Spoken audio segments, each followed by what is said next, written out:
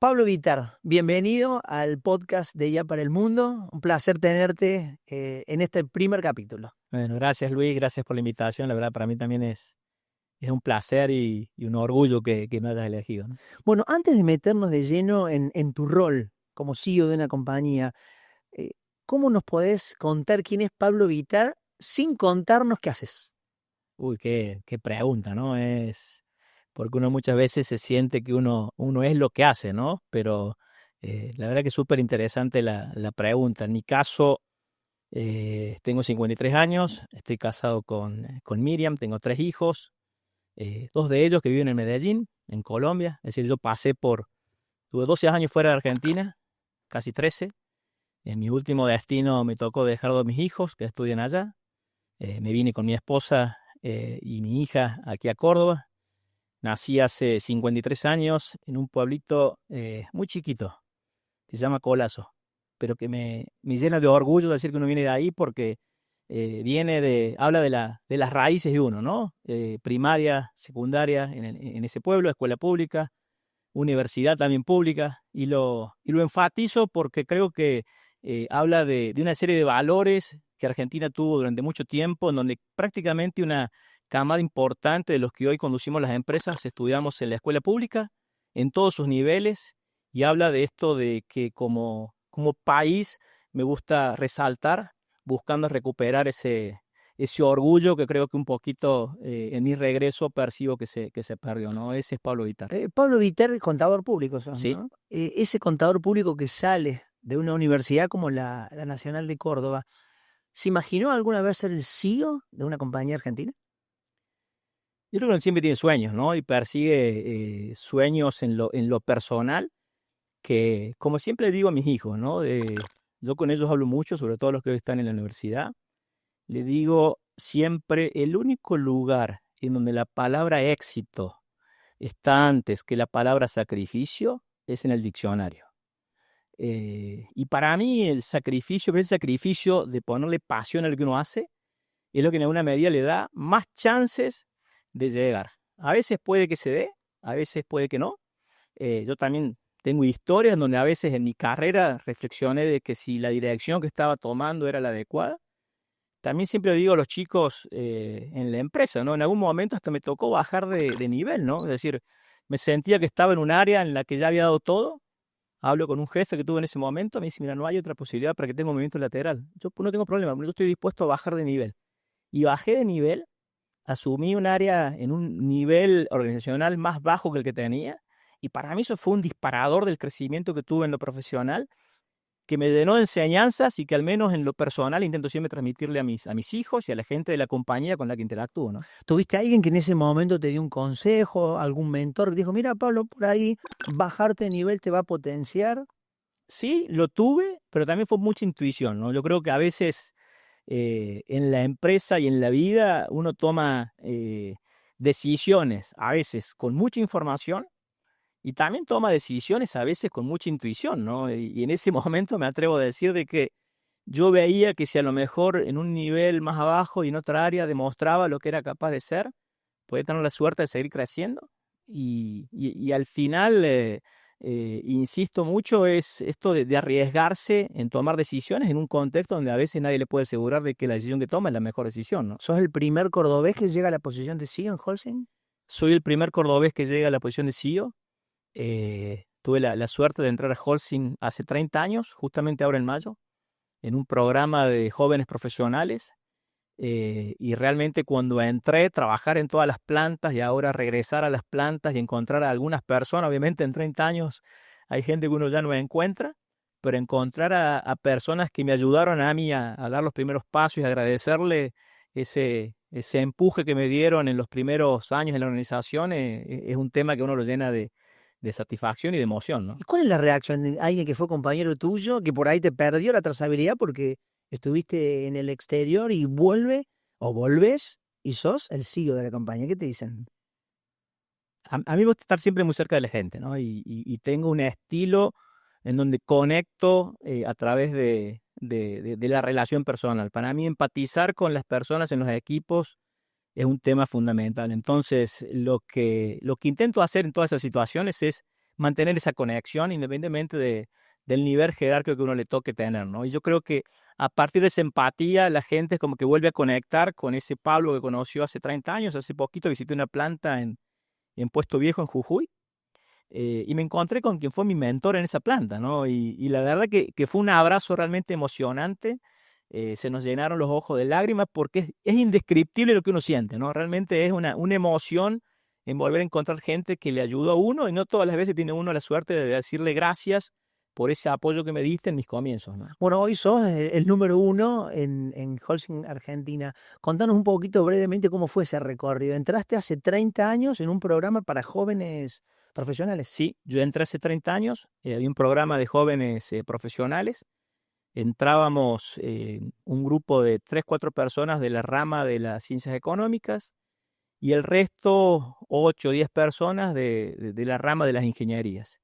Y lo que tenía en ese minuto la ex Juan Minetti, un programa súper interesante que venía de una cementera española que diseñaba estos programas para cementeras en el mundo, que consistía en separar una persona de la rama de ciencias económicas con 2 de la rama de las ingenierías. Y arranqué trabajando en la planta. Es decir, trabajaba 4 meses en la planta de Mendoza, 4 meses en la planta de Jujuy y en ese momento 4 meses en la planta de Córdoba. Y después de ese proceso que duraba casi un año, uno volvía, regresaba al área específica, en el caso mío regresé a la parte financiera, un poquito con una mirada distinta de lo que era la compañía, a partir de que había un poquito conocido en detalle cómo era el proceso, las oportunidades que ofrecía el proceso, los desafíos que al mismo tiempo tenía el proceso, porque no se trataba solo de marcar qué mejorar, sino también en algunos casos ver en qué uno podía apoyar. Terminado ese proceso, llego a hacerme cargo de la tesorería de Argentina. Soy el tesorero de Argentina durante muchos años. Me tocó toda la fase de reestructuración de la deuda que en ese momento tenía ya Holcim, que se había hecho la fusión con Corsemar. 2000, 2001, años en donde no quiero ni imaginarme lo que era reestructurar esa deuda, trabajar en conjunto con el CFO de ese momento. Y es esa la fase en donde, terminado eso, en el año 2006, le planteo a mi jefe en ese momento esto de buscar otra alternativa. Y en ese momento me muevo a hacerme cargo en un nivel más bajo del área de costos, planeación y reporting. Y de nuevo para mí fue un comenzar, ¿no? Y esa área es un área que da una mirada transversal a la organización que es increíble. ¿Pensaste en irte de la compañía o dijiste no, trato de colocarme, ubicarme de alguna otra manera donde me pueda potenciar a Yo, mi siem- carrera? yo siempre es como que abracé esto de pelearla adentro. No te quiero mentir, a veces uno estaba activo en ese momento, las búsquedas se daban no por plataformas como ahora, se daban por los avisos clasificados de los diarios, uno a veces leía y por sobre todo en diarios nacionales, compañías multinacionales que buscaban. El sueño mío sí era así, crecer en una compañía multinacional o del tamaño de Holcim. Y en el medio de ese cambio, lo vi como una posibilidad de darle como una mirada distinta a mi carrera. Me muevo a esa área con todos los desafíos que significaba. Estoy allí cerca de 3 años, pero a los 2 años y medio más o menos me ofrecen hacerme cargo del área de compras. Y era volver nuevo al nivel que había tenido anteriormente. Me hago cargo de la gerencia de compras de Argentina. Estoy allí unos 3 años más o menos. Y allí aparece una vez un CEO y un CFO que tenía Holcim, que los dos eran extranjeros. Y me dice, mira, si querés seguir creciendo, es como que también te serviría que tengas un paso por alguna compañía fuera de Argentina. Me muevo inicialmente por 6 meses, era el Movimiento Ecuador. Así se lo expreso incluso a mi esposa. Y a los 3 meses, como que ya desde el mismo país, del mismo Ecuador, me dicen, mira, nos gustaría que esos 6 meses se extiendan. Entonces nos gustaría conocer si están en condiciones. Bueno, hablo con mi esposa, todo lo que significa. ¿Vos en aquel momento te fuiste solo o te fuiste Yo con me tu fui familia? solo. Los primeros 3 meses yo me fui solo. En enero, que era en enero del 2013, por ejemplo, el receso escolar aquí en Argentina, le digo a mi esposa, venite y hagamos vacaciones en Ecuador.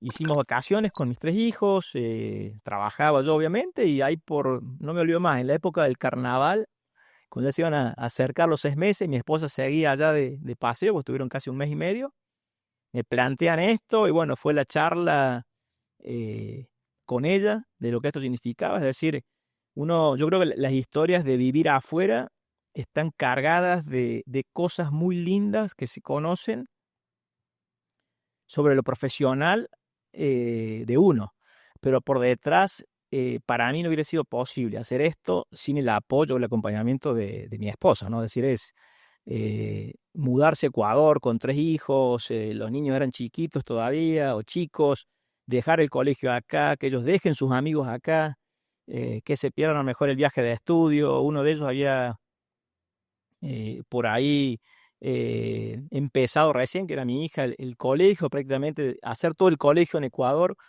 La verdad que es un momento en donde uno se le mezclan muchas cosas, porque es la carrera de uno, pero también el movimiento familiar, que para mí es súper importante. Yo soy una persona en donde para mí la familia es el eje central de los logros de uno, y sin el apoyo de Miriam hubiera sido difícil. Claro, ahí el rol de la familia fue fundamental porque después de Ecuador, ¿a dónde se fueron?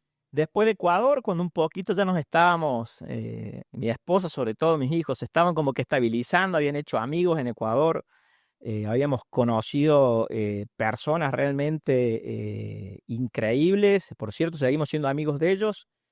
Me plantean moverme a Colombia. En Colombia, Holcim tenía un centro de servicios que había abierto hacía 2 años, a hacerme cargo de un proceso, tener una mirada distinta, una mirada ya más transversal como región. Entonces ahí sí ya fue un punto casi de que nos movemos, pero ya esta vez nos movemos juntos. Ya no voy 3 meses yo solo y que después se muevan ellos. Coincidía que la etapa escolar en Ecuador apenas había comenzado. Nos movimos a Medellín, a Colombia, y ahí sí nos instalamos. Me hago cargo en ese momento de un área del centro de servicio que tenía que ver con la parte de pagos y compras. Tomo un equipo de cerca de 80 personas.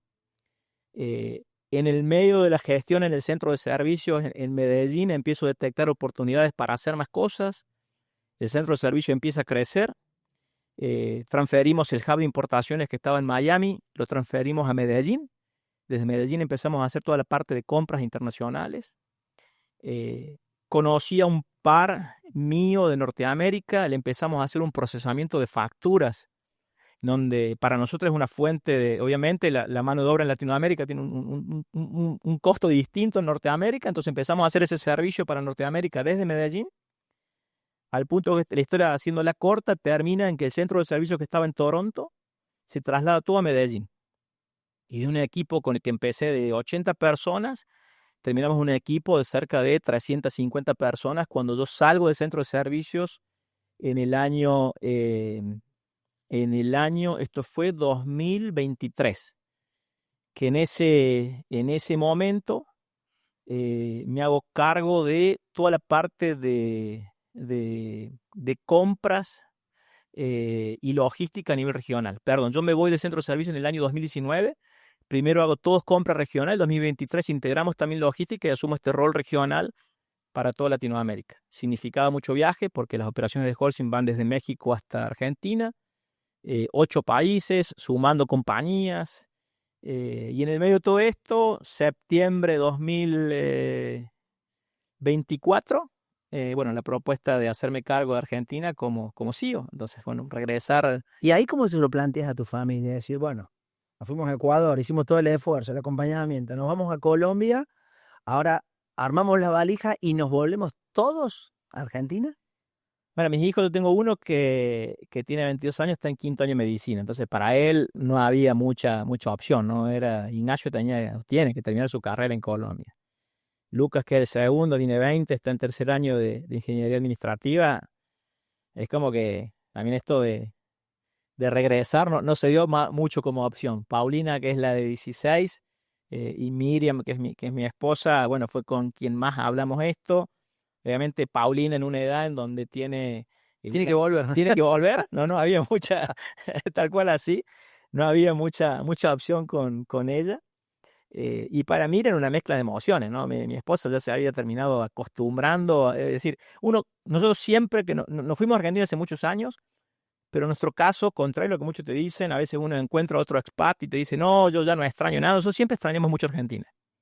Y por cierto, de mis años afuera, un solo año no volví a Argentina y creo que fue la peor decisión, es decir, a pasar las fiestas. Desde allí como que nos prometimos las fiestas sí o sí se pasen en Argentina.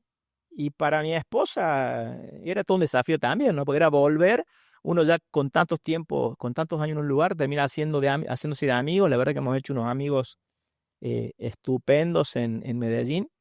El colombiano nos ha recibido muy bien. Y esto de volverse era todo un desafío, ¿no? Sobre todo para mi hija, ¿no? Pero bueno, ya se acostumbró, la verdad que Argentina nos ha recibido muy bien.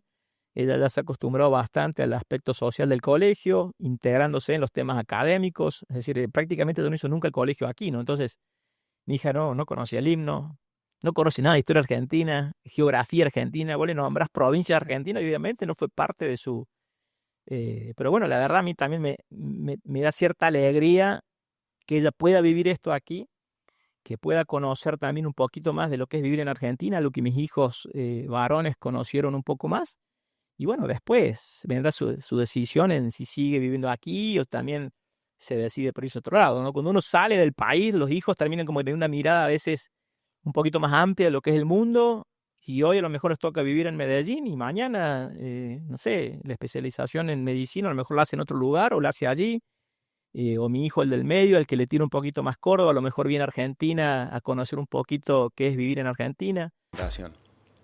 Eh, que mejor que haciéndolo probando, digamos. Sí, sí, sí, sí, sí. Y tener que cuidar que no te saque el trabajo después.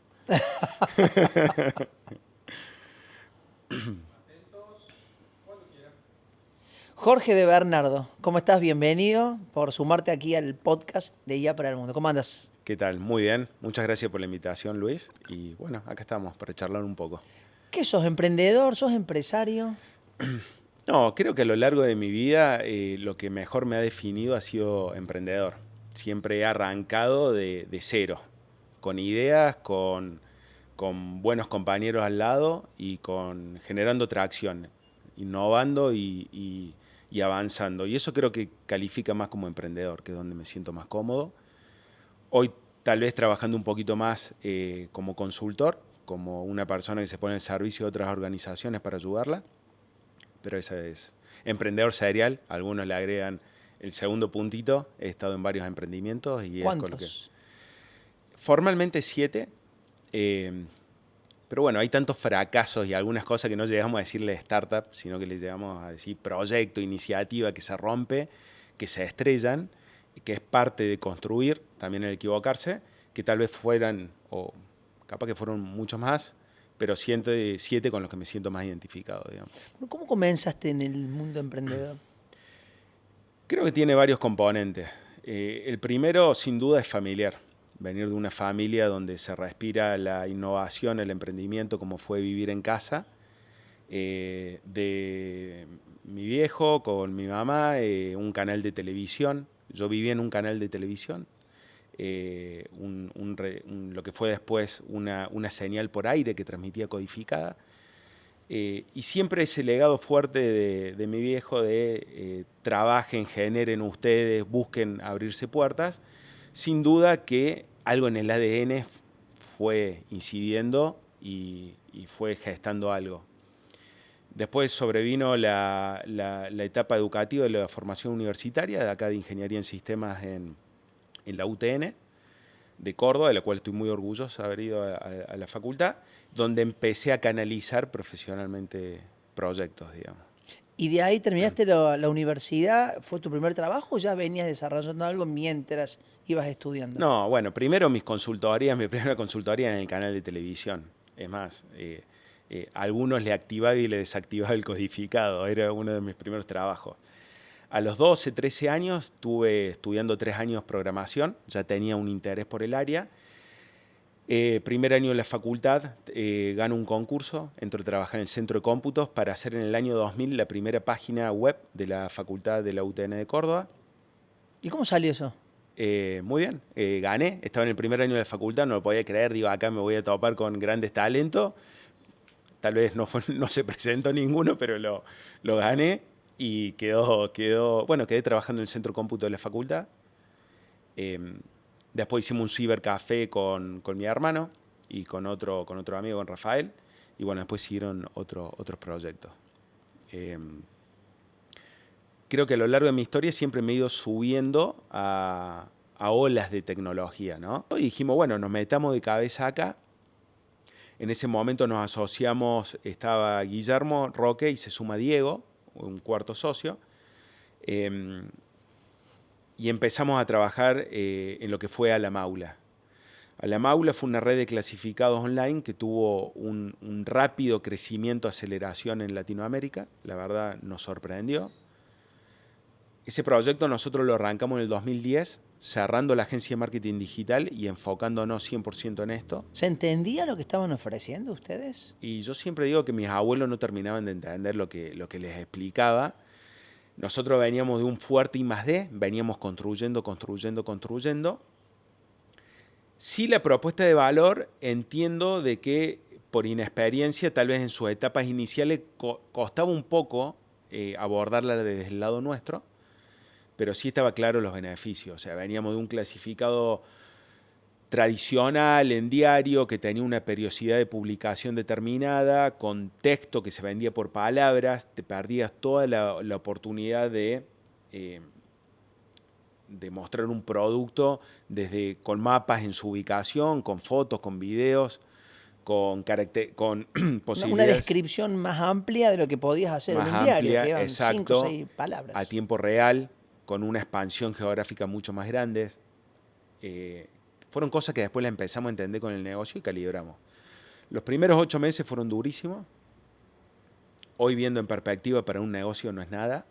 Para ese momento, para nosotros era un costo de oportunidad alto. En el mercado sabíamos que nosotros podíamos generar más valor, pero no lo estábamos pudiendo capturar, digamos. Era un tema. Y pasó algo mágico. El proyecto escaló muchísimo. Nosotros lo arrancamos a fines del año 2010. En septiembre, octubre teníamos alrededor de 1.000, 2.000 visitas por mes. Veníamos muy poco. Pero producto de esa innovación y entender cómo podíamos aprovechar el crecimiento de Internet, tuvimos un rápido crecimiento. Ahí no me voy a detallar mucho en lo técnico para que se entienda, pero uno de los grandes cambios que hicimos fue pasar al cloud computing, a esto que se habla de la nube, a la virtualización, al tener capacidad de cómputo ilimitado, más una... ¿Eso te permitía tener muchos más clientes? En realidad fue una consecuencia. Nosotros vamos a toda esta tecnología por una consecuencia de crecimiento. Empezamos a tener roturas en el sitio, es decir, si ustedes están proveyendo un servicio, en algún momento se frenaba y no podían seguir otorgándolo porque estaba saturado, se rompía y era como si se producían cuellos de botella y no podíamos dar servicio. Empezamos a mejorar, teníamos un servidor compartido, pasamos a un servidor dedicado.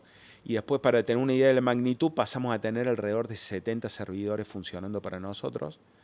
Todo eso fue un trabajo que se hizo solamente desde lo técnico, 2 personas, Roque y yo, en un mes de trabajo. Fue realmente una tarea titánica, con un algoritmo que vino muy potenciado por Guillermo, de hacer mucha analítica en Google, en otras plataformas, de qué traccionaba y qué no. En ese periodo de tiempo crecimos 30 millones de visitas mensuales. Diego estaba en lo estratégico, logramos captar el interés de eBay, siguieron charlas y negociaciones, tuvimos una caída súper gigante, construimos una base de usuario de 30 millones, antes de la venta, que fue en mayo del 2011, se nos cayó gran porcentaje de esta venta, hubo una revalidación del equipo de eBay de que quería trabajar con el equipo, no podían creer que... ¿Se acercaron ellos a ustedes o estaban buscando quizás llegar a una empresa tecnológica importante internacional? Creo que hay una palabra que me gusta mucho que se llama momentum, que es una suma de un montón de acciones que pasan, muchas también contextuales, que tal vez cuando se alinean o canalizan, logran una dirección, una fuerza hacia un lugar. Se dieron varias cosas. Ellos estaban en su portfolio de negocio, estaban con un interés muy grande de hacer crecer clasificado. Latinoamérica les interesaba. Justo nosotros aparecemos en el mapa, de la noche a la mañana aparece un competidor con un crecimiento que no lo podían creer. con características de organización exponencial. Freno un minuto, me Sí. dijiste 30 millones Sí. de usuarios. ¿De cuántos países estábamos hablando? Nosotros lanzamos orgánicamente en Latinoamérica, en todos los países teníamos presencia, teníamos una red de portales de 100 sitios donde se iban potenciando toda esta, como una unidad, como una sinergia de red, donde nos traccionaba bastante bien. El foco más fuerte lo teníamos en Argentina, en Colombia, Ecuador y México. Después algunos países fuimos despriorizando y trabajándolo. Bueno, eBay desde Estados Unidos, mira esto. Mira esto, coincide en realidad promovido por Diego, viaja a Estados Unidos, está en una charla con eBay, nada que ver de otro asunto, busca generar un contacto, ese contacto se pierde, se retoma, y ahí empiezan a surgir todas estas cosas de interés de ellos, hablar con la persona indicada, con una tasa de crecimiento alto, con un interés regional, con competidores que empezaban a aparecer de otro lado, un match-match, digamos, un ganar-ganar, que se culmina en el 2011, nosotros haciendo la venta de la plataforma y quedando en la nueva estructura de eBay Latinoamérica como directores de crecimiento para toda la región. ¿Con quién competías internamente en esa época? ¿Mercado Libre? En ese momento, no, yo creo que Mercado Libre, de hecho, una empresa que admiro muchísimo, un juego muy a largo plazo, una mente extremadamente maravillosa como la de Galperín. Ellos buscaron cuidar la experiencia de punta a punta, la experiencia del marketplace resuelve todo. El negocio de clasificado viene a ser un negocio que viene a trabajar la cercanía, el contacto directo entre las partes y ser más un canal de generación de difusión y oportunidades con gente de una comunidad. No busca resolver la punta a punta. En un portfolio más avanzado puede ser una parte del negocio, pero no compite. En algún punto puede ser algo complementario o alternativo, pero no es una competencia directa. En ese momento la competencia, de hecho son elementos, está buena la pregunta Luis, porque hoy le puedo poner palabras, siempre digo lo mismo, un montón de cosas que en ese momento era más intuitivo nuestro pensamiento y hoy puedo entenderlo más a nivel estratégico. Había una industria súper fragmentada que no lograba convertirse de lo tradicional a lo nuevo. Sin nombrar competidores locales, estaban muy asociados a medios de comunicación que no lograban hacer esa conversión a lo digital y dejaron un espacio libre. Pero para ser honesto, sucedía a nivel regional, que fue de hecho la oportunidad que tuvimos de crecer en toda la región. ¿Cómo fue negociar con una empresa de la envergadura de eBay? Un desafío como tantos que tuvimos, pero uno de los desafíos más duros para el momento. Para un emprendedor puede ser pasar a jugar a las grandes ligas o seguir haciendo todo un recorrido más a largo plazo, de vuelta, con muchas incertidumbres. El área de clasificados tenía un management en ese momento que fue excepcional. Ellos buscaban generar puentes a nivel global con distintos jugadores en distintos mercados, generando una sinergia que ayuda a potenciar. Es decir, éramos parte de un grupo donde hablábamos con la gente que hacía clasificado en Holanda, en Canadá, en Australia, en Inglaterra, con distintas marcas. Y un management que siempre hablaba de construir puentes, un eBay conectando con los puentes, con los mercados locales a través de la gente. Y de hecho el recorrido fue tan bueno que en el 2015 prácticamente nos terminamos yendo todos los socios, después de haber hecho un buen recorrido interno de la empresa, donde llevamos a más de 80 millones de visitas mensuales en la red de clasificado, pero con posicionamiento de marca. Pero cuando arrancaste, ¿vos te Sí. imaginaste, voy a llegar a tener 80 millones de visitas en este sitio, lo que era La Maula en ese momento, que vos veías las publicidades en televisión, en los programas, y mucha gente no terminaba de entender qué están ofreciendo? Sí, sí. ¿Cómo generan el negocio? La gran pregunta. No, siempre te sobrepasa.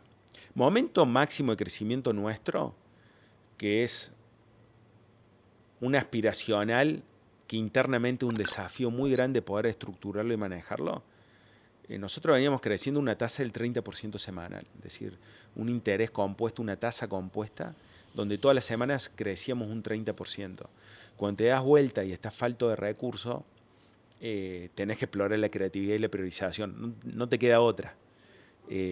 Trabajás sobre cuello de botella en lo que puedas acomodar. Estábamos en charla de la venta, pero más o menos para entender todas las magnitudes en la Maula fueron así. Después de ser 4 personas, en mayo, a diciembre, ser más de 100 personas en la foto de fin de año, de no tener una inversión activa de marketing a tener millones invertidos en la región. Ese año para nosotros, bisagra, fue un desafío adaptativo gigante. Que vuelvo a una base. No teníamos respuesta a todo, nos estábamos fortaleciendo en la medida que construíamos. El equipo era clave, darte vuelta y... Ahí hablamos del equipo. ¿La base siempre fue Córdoba? Sí, la base fue Córdoba. Con esta idea de tener puentes locales empezamos a trabajar en colaboración con gente de los mercados donde operamos, sí, en funciones precisas.